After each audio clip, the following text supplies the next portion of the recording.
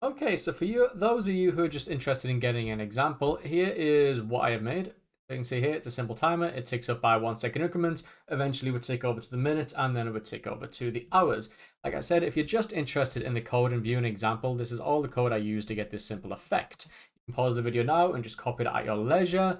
Now, for anybody who actually wants a bit of an explanation of what is going on and how this works and what packages I'm using and why, you can feel free to stick around. So the top line is obviously just the package. Everything in Odin is essentially a package, so you need to give your file a name, a package name. Next of all, we have the three packages that I'm actually using to get this effect to work. The first is the FMT package. The reason for the FMT package is we use the CT print procedure inside of this. Raylib is originally written inside of C, therefore it uses C-style strings. These are null terminated. Strings in Odin are a bit different. They are simply just a pointer and they have a length. So in order for Raylib to be happy with us, we need to pass it in a C string. Fortunately, when we're creating strings, the FMT package has some very nice simple procedures to create very easy C strings for us. So that is why we're using this one. Next is time. This is how I'm getting the time. Inside of time, there are three types and a few procedures. There is the stopwatch type and the duration type. And we can see them if we go over here inside of the type. So duration is very simple. It is simply a integer.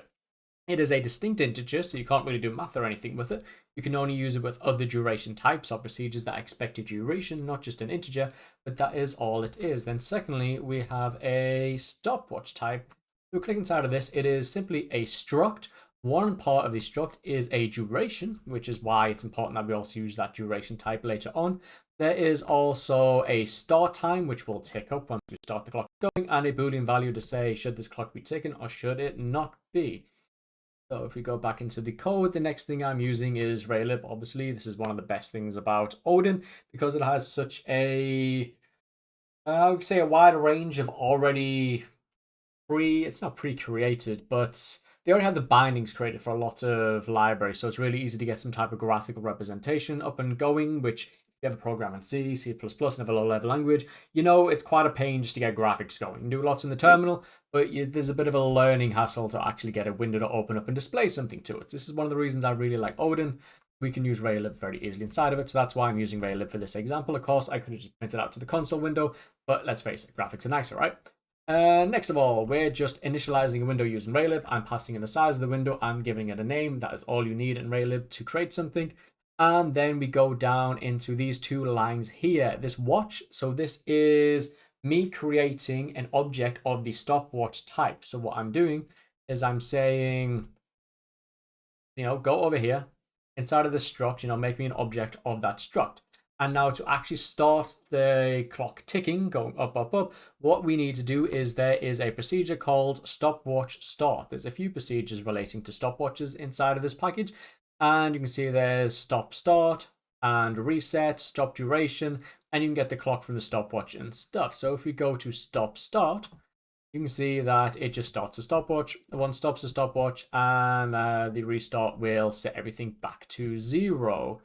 So to start the stopwatch, all you got to do is just call this procedure and pass in a reference of your stopwatch object. It's got to be a reference. If I was to do this, we will get another error. Other than that, so you can see there, it is expecting to actually pass it in by reference. That is because this procedure will be adjusting the values inside of the stopwatch, because it will be setting the Boolean value to true, so the stopwatch is actually running, and it'll be giving a timestamp into the stopwatch saying this is when we started, recording. That little tick value will then be given whatever the current timestamp is in the stopwatch. I'm not sure I explained that too good there. I'm going to go on a better video talking about the time later. Anyways, further on, we want to display it as hours, minutes, second. For that, we need 3 integer values, one for the hour, one for the minute, and one for the second. And then finally, we want to get a duration because we want the duration of how long the stopwatch is being starting for. And we saw inside of the stopwatch struct up here that the accumulation is actually of a duration type. So that's why I'm doing that down there. So all I'm doing is I'm just saying I want an object of the type duration. Then we go on into the main loop. We just ask Raylib, did the window close yet? And we get the negation of that because we don't want it to close. Then we do the current time. So we are getting the current time of the stopwatch, and all we do is we say inside of the time package, the stopwatch duration, we just pass in the stopwatch. So this procedure doesn't edit any of the values inside of stopwatch, so you can just pass in the object name itself. You don't have to actually pass it in by a reference. Once we have that, this current time will contain however long the stopwatch has been running up to that point. And then the next thing we can do is we can take that duration, because if you look at a duration, it is simply a integer, and I believe it is in 100 nanosecond intervals, which means the first byte of that integer will represent 100 nanoseconds. Realistically speaking, if you're doing most programs, you don't need that level of precision. Hour, minute, second will be enough. But of course, there's also, you can see down here, there's minutes, milliseconds, microseconds, and nanoseconds. So you can get the duration in those other time forms if you really want. But for this example, we just want that minutes, hours, and second. So there is the clock from duration procedure. And if I come here, we look at that. All it says, it obtains the time components from the duration, and we pass in the duration itself. We don't need to pass it in by reference. It's just reading the values. And then it returns the hour, the minute, and the second as integers, which is why up here we created these 3 integer variables. And Odin is very nice. It has multiple return types, unlike other programming languages where you might have to call 3 different procedures to get all of these values, or you might have to create your own struct or tuple, some other data type to actually pass all these back at once. Odin's very nice in the fact that you can just create 3 different variables and you can return 3 different variables if that's what you want. So we return and we say hour, minute, second, because the order is important.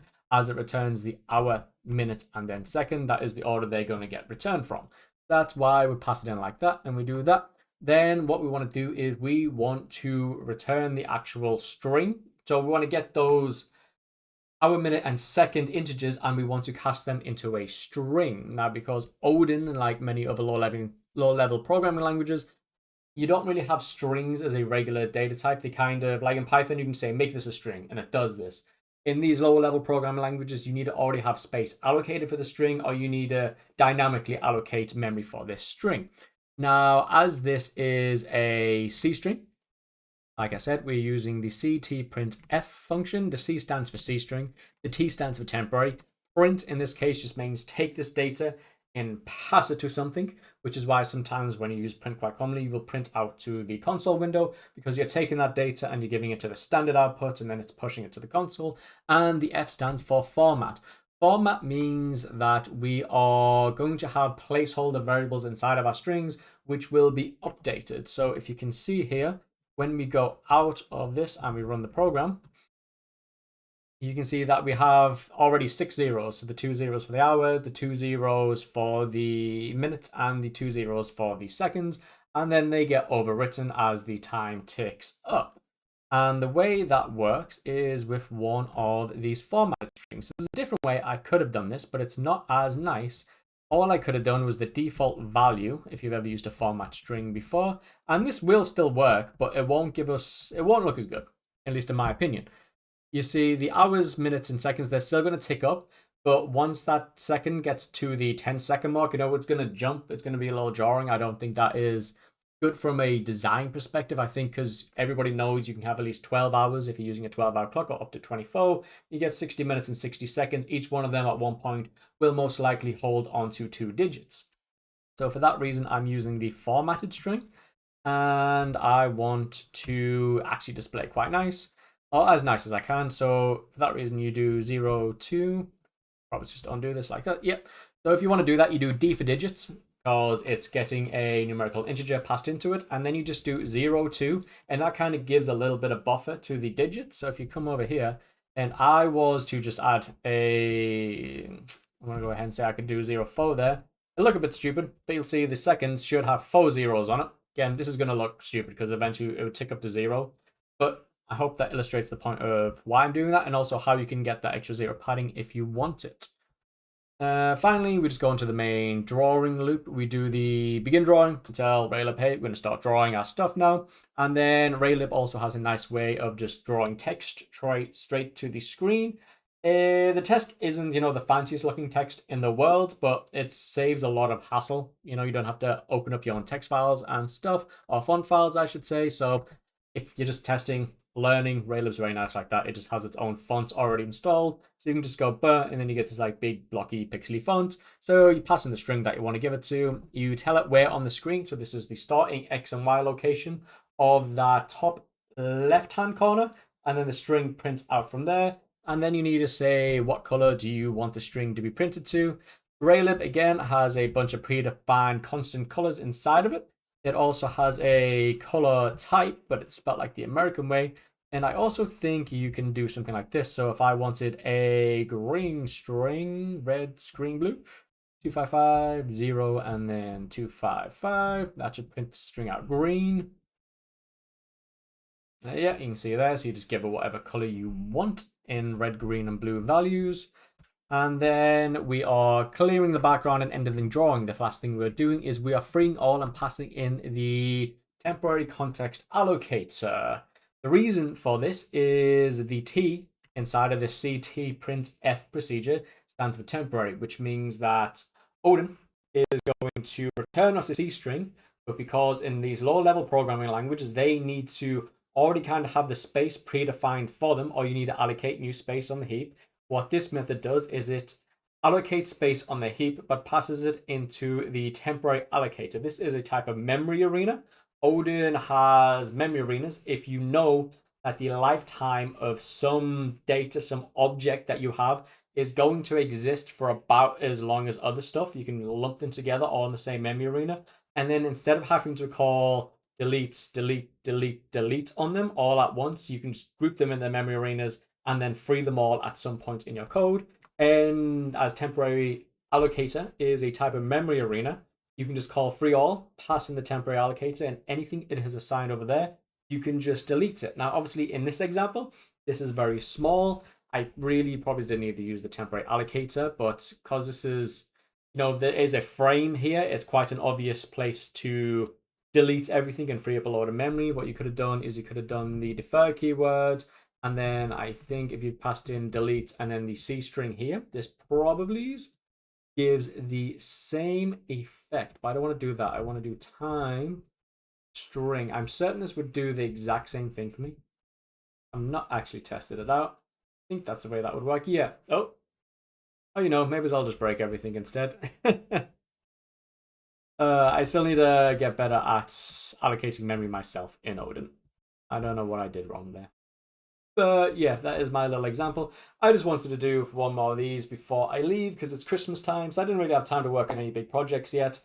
And as you can see, there's still a few gaps in my memory when it comes to working with Odin, mostly with allocating on the heap, deleting stuff. I understand it, I get it, I've done it in other programming languages. I just not used to doing it in Odin yet. And yeah, that's about it. So hopefully you learned how to make a little silly clock.